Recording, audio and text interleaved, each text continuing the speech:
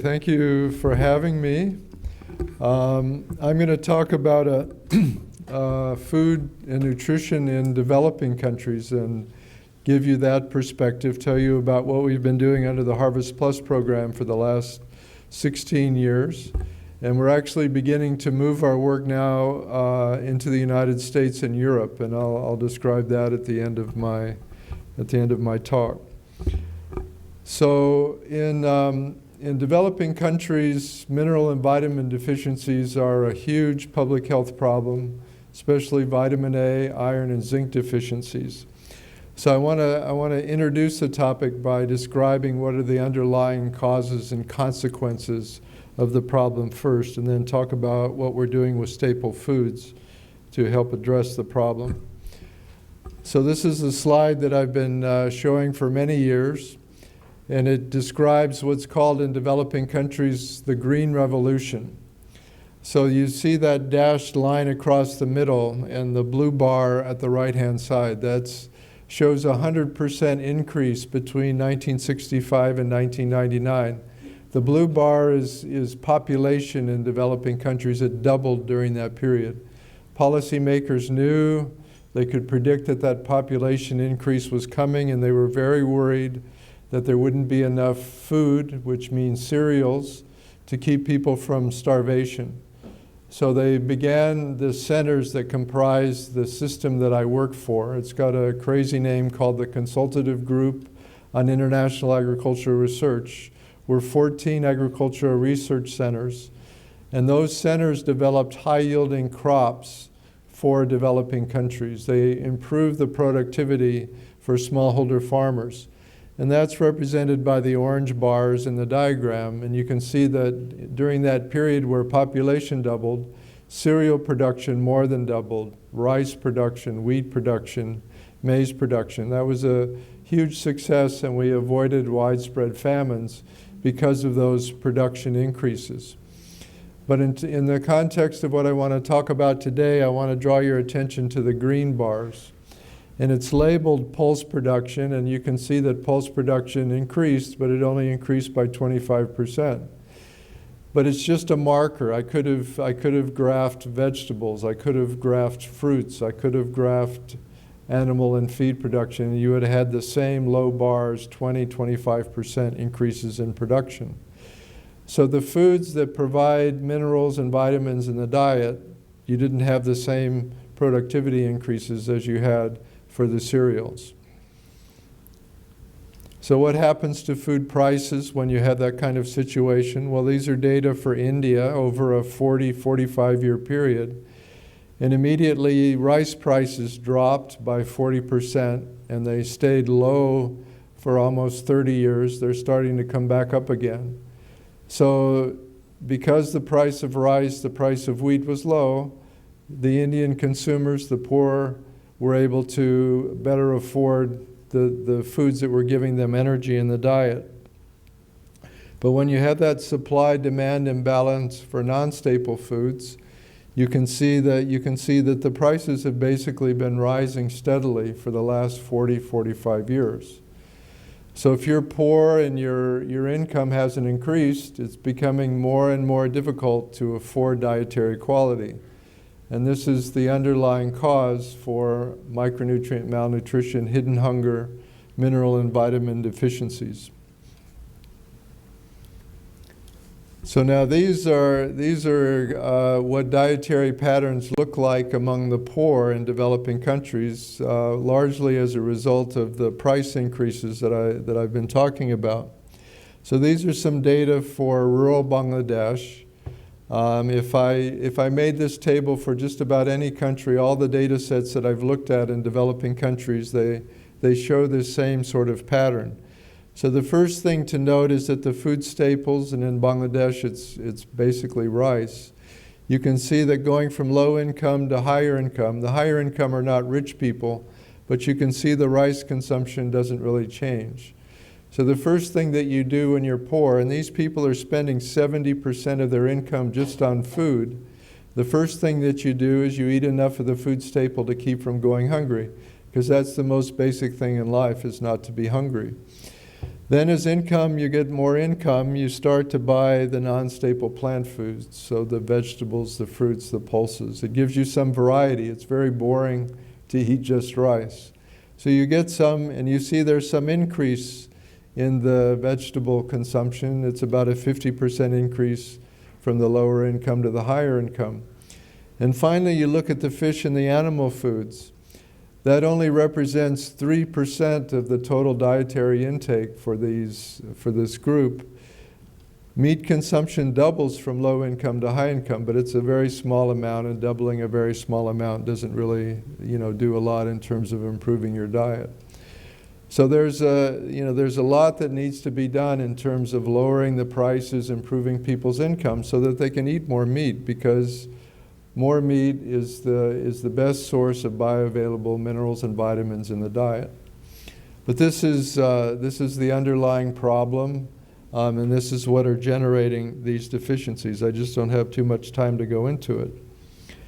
And so the consequences are, the nutritionists found 30 years ago that giving vitamin A supplements, one capsule every 6 months, lowered preschool mortality by 23%, an astonishingly high number. Iron deficiency among women and children, it's estimated that 2 billion women and children are subject to iron deficiency. Among children, it impairs your cognitive abilities if you suffer from iron deficiency during your early years, and it can't be reversed. Zinc deficiency, again, 2 billion people are subject to those deficiencies, and it's estimated that there are 450,000 preschool deaths every year because of compromised immune systems. So again, it's a serious problem. I don't have time to go a lot into all the statistics. So given that situation, what are we doing under HarvestPlus? And this is the slide that I used to explain what biofortification is all about. So Africa, the most widely eaten food staple is maize. It's white maize. White maize has no vitamin A in it, and 40% of preschool children in Africa suffer from vitamin A deficiency. There is yellow maize. It's considered livestock feed that people don't like to taste, and in fact it doesn't really have very much vitamin A in it. So under HarvestPlus, we've developed this orange maize. And very importantly, first let me mention that we've used conventional plant breeding to develop this orange maize, because that always comes up, are these GMO? We don't consider GMO at all dangerous. We're frustrated that we can't use transgenic technologies, but we decided to invest in conventional breeding because we didn't get all the blockages. We now have the crops out in the field, people are buying them, eating them, and it wouldn't be the case if this was a transgenic orange maize. This is conventionally bred. So very importantly, it's just as high yielding as the white maize. A family who switches out the white maize in their diet in any given day and substitutes the orange maize gets an extra 40% of their estimated average requirement for vitamin A in the diet. The value proposition to mothers is, why don't you buy the orange maize? It's the same price, and protect your family from vitamin A deficiency. And so what did the mothers say? Well, they asked first, how does it taste? And we do the blind taste testing, and there is a taste difference. But fortunately, it's a little bit sweeter, and they like the taste. So once they know that and they know the price information, then families are convinced to produce the orange maize, to eat the orange maize. So my vision is 20, 25 years from now, a grandchild will ask her grandmother and say, did there used to be white maize? I heard stories about that, and the grandmother will say, yes, when I was a child we used to eat white maize. So we've forgotten, I think, that carrots used to be white, and now we all expect that it's orange and that it's high in vitamin A. So I don't see any reason why we can't do the same thing in Africa with maize. So in a nutshell, we've invested in the agricultural research, and now we're trying to disseminate and scale up use of the orange maize in Africa. But orange maize is not the only crop we're working on. We have high zinc rice, We have high zinc wheat. I've talked about high provitamin A maize. We have high iron pearl millet.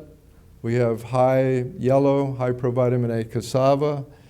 The orange sweet potato is what we eat here in the United States, but in Africa, Africans eat white sweet potato. So we've had to adapt it to growing conditions in Africa. And we have high iron beans. We've also invested in the other crops on the chart, but we've invested most of our funds in those 7 crops that I've mentioned. They've been released in more than 30 countries around the world now. The next 4 or 5 years, we'll have them released in 60 countries around the world. So anything you see in green are those 60 countries. So you see we're a global program.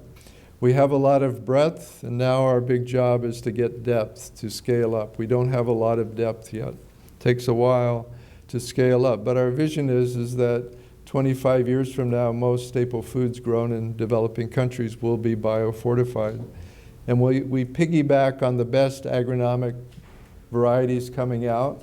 Over time, those best agronomic varieties will be adopted, and we just make sure that the mineral and vitamin traits are in the best, high-yielding, highest profit varieties being generated by agricultural research systems. It's cost-effective. It's a cost-effective approach because agricultural research is done at central locations, and then you make the varieties available in the food system. Farmers don't have to change their input use. The seed costs the same, et cetera, et cetera. In the last 20 years, 10 billion vitamin A supplements have been given out. It's saved 4 million lives. It's a wonderful investment, but it doesn't solve the underlying problem, and biofortification helps to solve the underlying problem.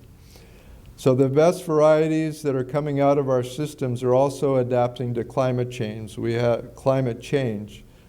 heat-tolerant beans. We have drought-tolerant maize.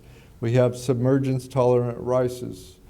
And we just piggyback on those climate-smart properties to make them nutritious as well.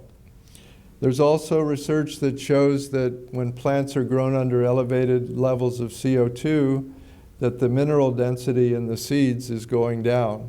So biofortification is something that's working against that negative trend. So I've mentioned that in general, on average, our crops provide an extra 40% of the estimated average requirement. That's the level.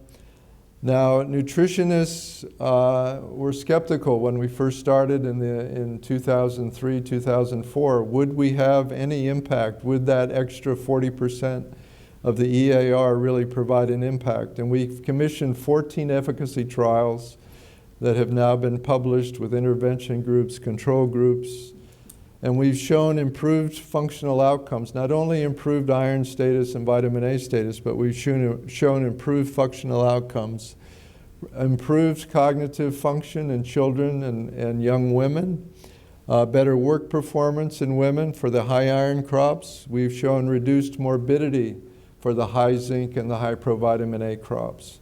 So we've produced the evidence that those levels will have a significant public health impact, and now the international community is behind it. So now we're scaling up. Our best example to date is in Rwanda, where we've introduced in 2010-11, we introduced 10 new high iron bean varieties which were high yielding. And we had a number of programs to make the seeds available to farmers.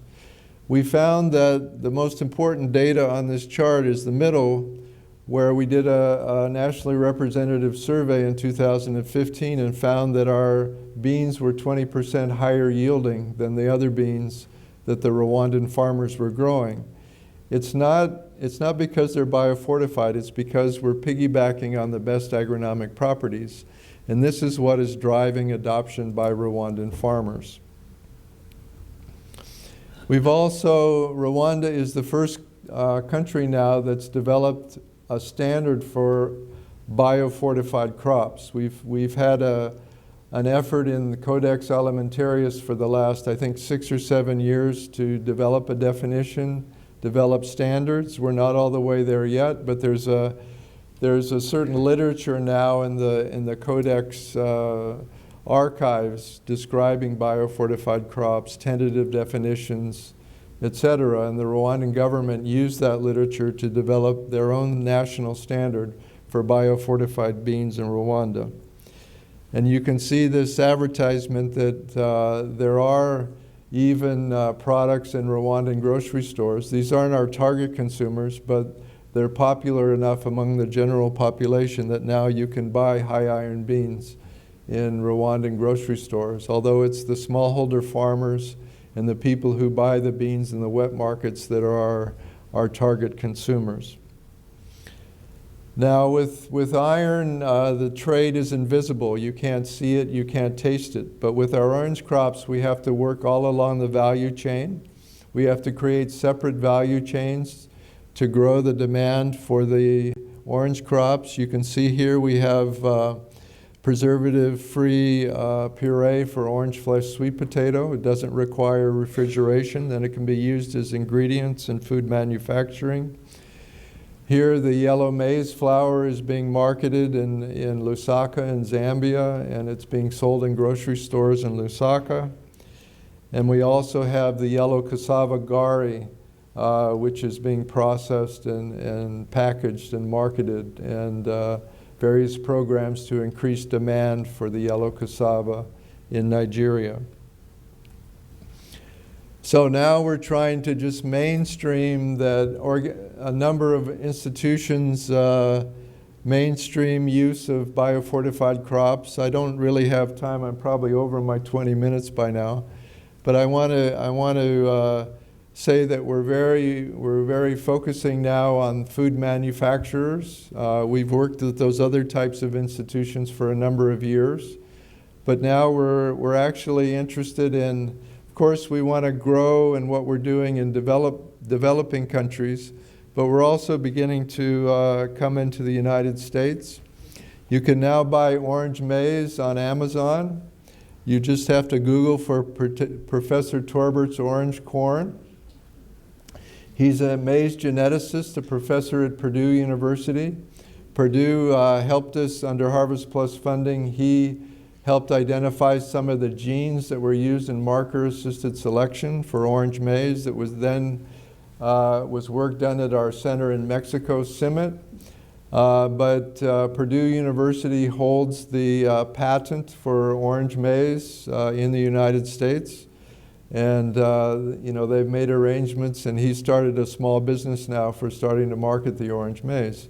So it's important for us on a number of levels. People in developing countries say, oh, you tell us you should do this approach in our countries. Are you doing it in the United States? Why not?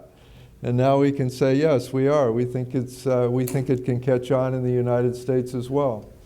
Why not eat orange maize and get more vitamin A in your diet? It's not necessarily that we're vitamin A deficient, but we eat carrots and we feel good when we eat carrots. Well, these are nutritious. These are good for us. Why not orange maize?